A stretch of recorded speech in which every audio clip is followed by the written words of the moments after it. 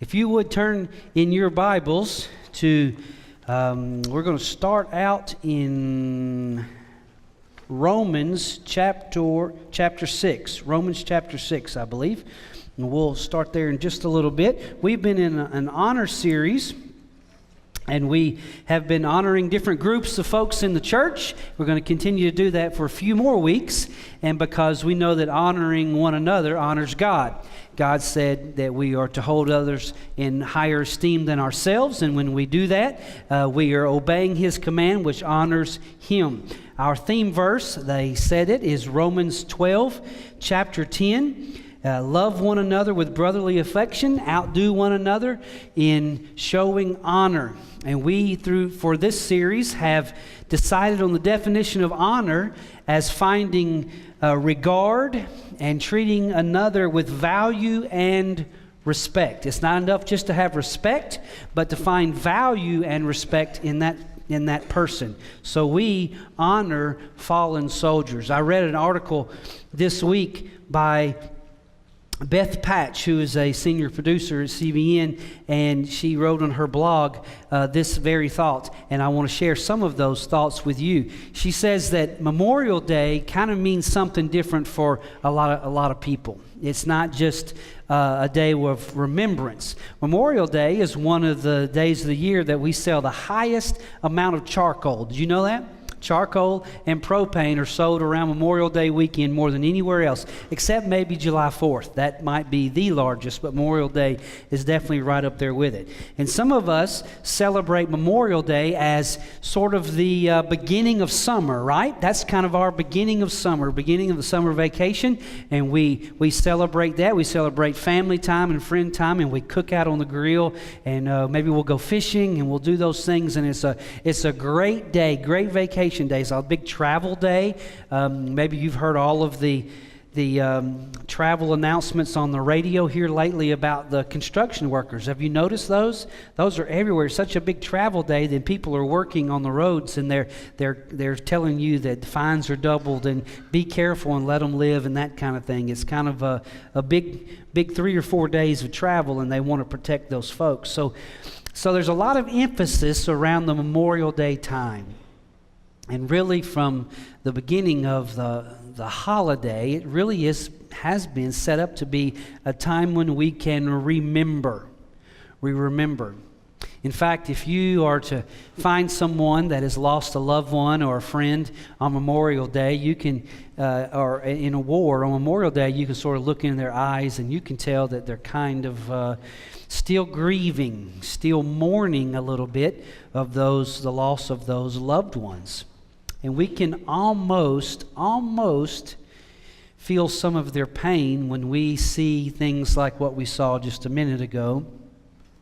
Or you see the videos and the commercials of the fallen soldiers and the crosses and the tombstones at Arlington, and you see the guys standing at full attention with their white gloves, and you see the seriousness of remembering, and you see those guys kneeling at that wall, that iconic picture of that elderly guy kneeling at the wall reading the names of his friends that were lost. And so we can sort of feel their pain. But a lot of us have not been affected personally by that loss, which is why the country continues to say, Happy Memorial Day. I mean, if you think about Memorial Day, who says Happy Memorial Day? I mean, if you go to a funeral, do you say, Hey, Happy Funeral Day? Nobody would say that, right? So it's kind of odd how we address one another on Memorial Day. Maybe it's more fitting to say, I feel your pain, or I suffer with you, or I'm sorry for your loss. Maybe that's more of a greeting on Memorial Day, but we don't do that. It's very different. And what she says in this article, by quoting Oliver Wendell Holmes, is that Memorial Day shouldn't be a day where we focus on death. That's not what those who have fallen would have wanted. She says, In an often quoted Memorial Day speech given in 1884 by Oliver Wendell Holmes, the speaker ended his address with these words: "Our dead brothers still live for us and bid us think of life, not death of life, to which in their youth they lent the passion and joy of spring. As I listen, the great chorus of life and the joys begin again, and amid the awful orchestra of seen and unseen powers and destinies of good and evil, our trumpets sound once more of a note, daring and hoping and will." The American soldier who gave his or her life for citizens to enjoy life, liberty, and pursuit of happiness won't be telling us how to observe the holiday. They can't. But I believe that Holmes' proposition to think of life, not death, would honor the fallen soldier. Their sacrifice follows the example of Jesus Christ. And we'll talk about that more shortly. But how would they have had us to celebrate? Yeah, of course they would want a moment of silence, for they've lost loved ones too. But how would they have us to celebrate their sacrifice? I think it's the way we do it. The celebration of life and liberty and the pursuit of happiness, the focus on the country and what the country offers and those who fight for those things. So we at First Baptist honor fallen soldiers. We're happy to honor fallen soldiers. And by definition, we recognize that they have value. They have value. Have you seen the movie A Few Good Men? I love that movie. I love it. A lot of quotable lines in that movie. I like that movie. I love quotable lines anyway. But remember, in A Few Good Men, Colonel Jessup is on the witness stand, and Lieutenant Caffey and Lieutenant Weinberg are there representing the defense, and there's a lawsuit against, not a lawsuit, but there's an incident that happened where a man lost his life, and Lieutenant Caffey and Lieutenant Weinberg are trying to make sure that this is rectified and that these two men who were involved in this are not found guilty and can stay in the military and stay serving. And so we come to this important court scene. It's an intense scene. And remember, Lieutenant Caffey says, "Colonel Jessup, did you order the code red?" And the Judge Randolph says, you don't have to answer that question. And Lieutenant Jessup says, Colonel Jessup says, "I'll answer the question." And he says, "Do you want answers?" And Lieutenant Caffey says, "I want the truth." And then he says, what? "You can't handle the truth." Great. You've seen it too. It's a great, great line. And what Colonel Jessup says next is so profound, especially for today. It's profound. And we skip over it and we look past its truth, and it's meeting because he is a guy that's in a lot of eyes guilty and he's not doing his job right. And so we're going to look right past what he says, but I want to focus on what he says today. He says, "Son, we live in a world that has walls. And those walls have to be guarded by men with guns. Who's going to do it? You, Lieutenant Weinberg? I have a greater responsibility than you could possibly fathom. You curse the Marines, and you have that luxury. You have the luxury of not knowing what I know. My existence, while grotesque and incomprehensible to you, saves lives. You don't want to know the truth because deep down in places you don't want to talk about, at parties, you want me on that wall. You need me on that wall." Remember that line? And we use words like honor and code and loyalty, and we use these words as a backbone of a life spent defending something, and you use them as a punchline. I have neither the time nor the inclination to explain myself to a man who rises and sleeps under the blanket of the very freedom I provide and then questions the manner with which I provide it. I would rather you just say thank you and went on your way. Otherwise, I suggest you pick up a weapon and stand a post. And there is a lot of truth in that. We can complain about how the military operates, and indeed, no one's perfect. And we can complain about the decisions of our military leaders, and again, nobody's perfect. Only in hindsight are people perfect in their decision making. But we have fallen soldiers, and we weep for them, and we don't understand their sacrificial lifestyle. We just do not get it because we've not been there. But we do value that. They fought and they died for family and country and freedom. And if we want to exist with those qualities in our country, somebody has to do that. Somebody has to do it, and his words ring true. Is it going to be you? Are you going to grab a gun and stand on a wall? I'm not. I'm thankful for them.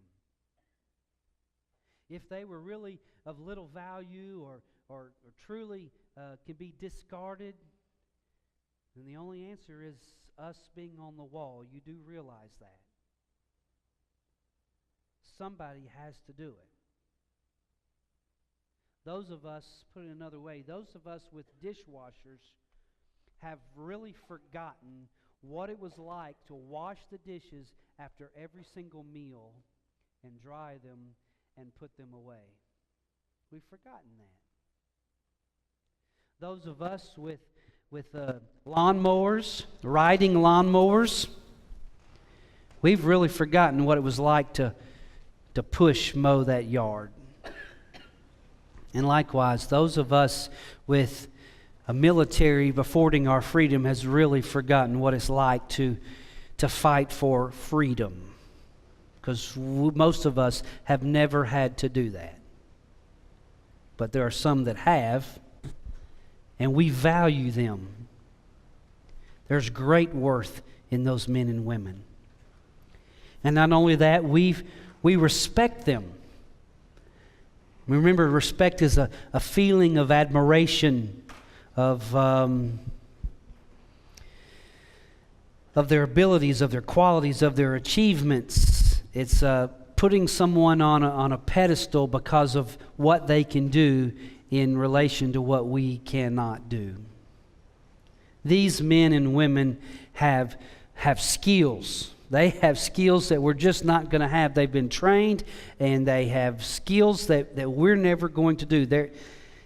They're warriors, and they can turn it on and off in a second.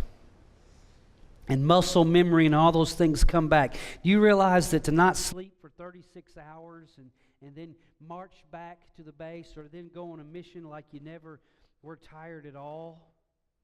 Do you imagine the skills that they would have to maintain discipline and the right thought?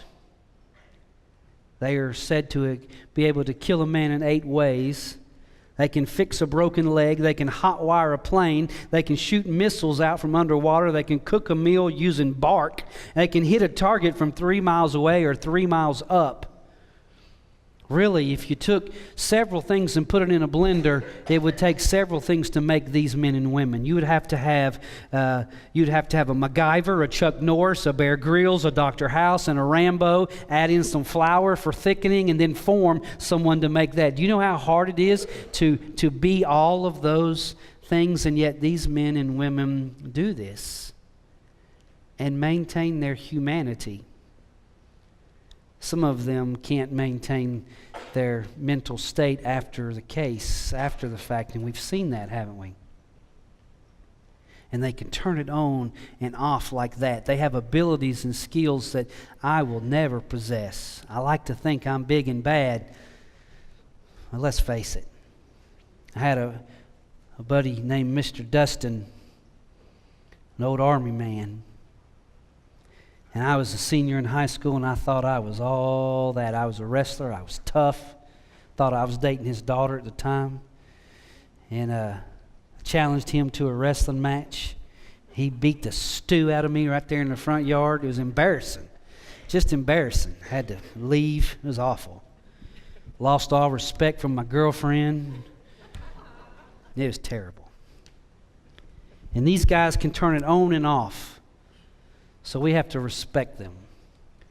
We see what they offer, and it's of value to us, and we see what they are, and we respect them. You know, in John 15, chapter 13, it says this, "Greater love has no one than this, than someone lays down his life for his friends." It's reiterated in 1 John chapter 3, verse 16. "By this we know love, that he laid down his life for us, and we ought to lay down our lives for our brothers." Laying down your life is an interesting phrase in the Bible. And I think it was meant to be vague. I do. I don't think it was meant to be very pointed or talking about an exact act. But I think it was meant to be a little vague. Now we know that at some points laying down your life involves death, right? It said, I just read it, Jesus laid down his life for his friends, right? While we were sinners, he died for us, right? So that was laying down his life.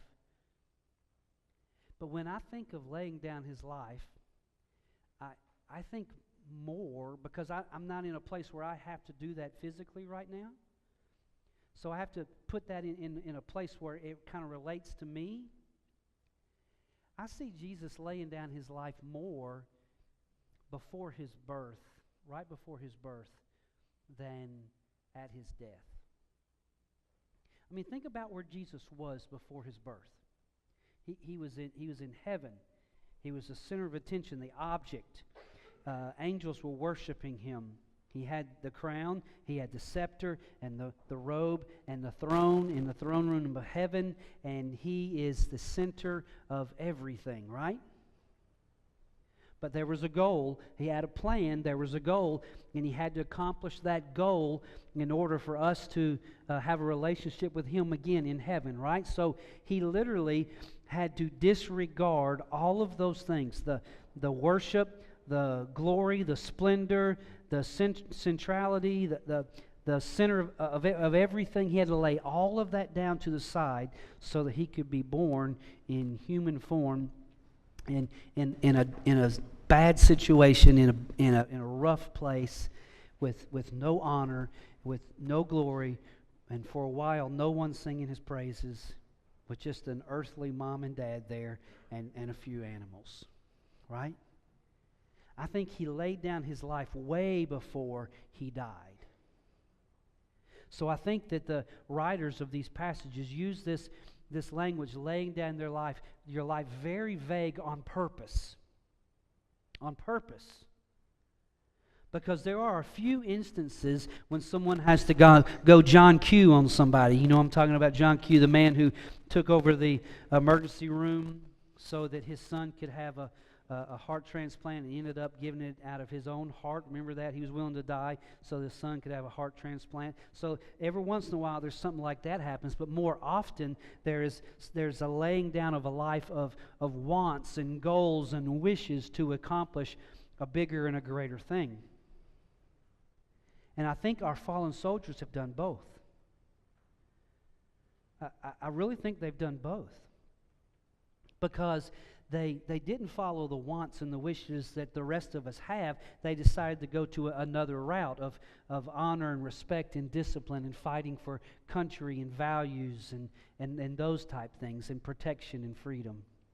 So they laid down their life like that. And then, in the middle of the conflict, they also laid down their lives physically. They died that way too. So if you think on Memorial Day about these guys that died, they actually laid down their lives twice as much as we give them credit for. They did it 2 times. And then we come to the passages where it says, and we should lay down our lives just like Christ laid down his. Well, what does that mean? In our situation, most of us are not going to take a bullet for somebody else. We're just not put in that situation, right? Most of us are not going to have to step in front of a gun, or most of us are not going to have to take me instead of them. We're not going to have to do that situation, most of us. We're just not. We're not in that place. And yet God tells us to do this thing, and the Word of God is relevant in every situation, right? So what that has to mean something else. Well, that means literally that we think of our goals and our wishes and our wants for our lives and our family and our church and our job, and we literally lay those things down for the purpose and cause of Christ. That's what we're to do. We value and honor and respect these guys for what they've done, and then the Christian's response for that is to do the same. The Christian's response in the light of that soldier's sacrifice first is simply just be grateful. Be grateful for the laying down of the lives of these men and women. Some of them are around us every day. We see them in uniform, or we know that they're off right now, but they're actively doing that. And I see those guys, and I'll see them in a restaurant, or I'll see them in an airport, or I'll see them someplace, standing in line, and I'm thinking, that guy's in line just like me.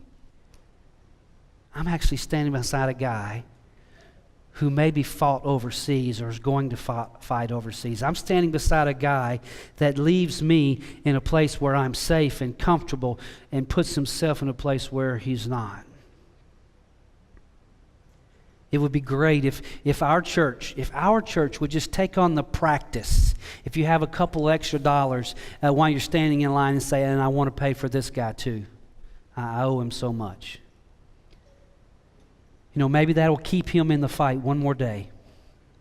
Maybe that'll give him the encouragement one more day, because those guys start to feel like, well, the country just doesn't care. The country just takes me for granted. It would be really great if we were to do that. My nephew is a Marine, fought overseas. He's here today, and I'm so proud of that guy, Daniel. And he told me a few years ago that civilians in the group where he was, that civilians are referred to as fat and happy. That's what they call us, fat and happy, civilians. And I don't think that's a derogatory remark. I don't think that's a cut down. I think that's a reminder to themselves that there are people who are depending on us, people who are experiencing good lives, easy lives, happy lives, and it's because of what we're affording them. And I believe that's the mindset of most of them. I do. I have to believe that's the mindset of most of our military men, those in the Army and the Navy and the Air Force and the Coast Guard and the Marines and all of them. I think that's the mindset of most of them. Those guys back there are fat and happy because of what we provide for them, so let's just keep on doing that because what they're living is worth it. What they're living is worth it. So our response ought to be just simply, thank you. Thank you, thank you, thank you. Thank you for what you're doing. Maybe Memorial Day ought to be sort of a Thanksgiving Day for those who've paid the price.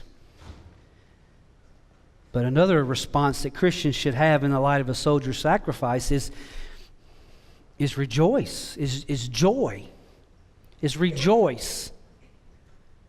Listen to 1 Thessalonians 4:13. But we do not want you to be uninformed, brothers, about those who are asleep, that you may not grieve as others who do not have hope. For since we believe that Jesus died and rose again, even so through Jesus, God will bring with him those who have fallen asleep. We can rejoice that our brothers and sisters and our friends and our family members who have given up their lives sacrificially for the good of the country, if they belong to Christ, they have eternal life waiting on them. And we will see them and be reunited with them because of our faith in the one that makes that possible. So we can rejoice. We can honor and respect and grieve and mourn, and at the same time being thankful and rejoicing. We can do all of those things, and I encourage you to do that today. I would be amiss if I did not point you to the one who patterned this or modeled this for us better than anybody else, and that is Christ Jesus. Jesus modeled this more than anybody else. And some of our military men have taken that to heart. and said, Jesus did it, I'll do it. Jesus left personal wants and wishes in a place of happiness to come to a place of fighting and sickness and death. And he overcame that by coming back to life, offering us the freedom that we can experience from sin, from the wrath of God, from being separated from Him. And Jesus did that for us. What a perfect example that is for us. And we are to do the same. And like I said, it may not involve your death. It might. It probably won't. But it definitely involves the laying down of everything else so that those things can be accomplished. I challenge you to do that, First Baptist. I challenge you to live that kind of life, to have a life this weekend that's full of joy, full of happiness and gatherings and parties and travel. Experience all of those things, but also to remember and be thankful and to model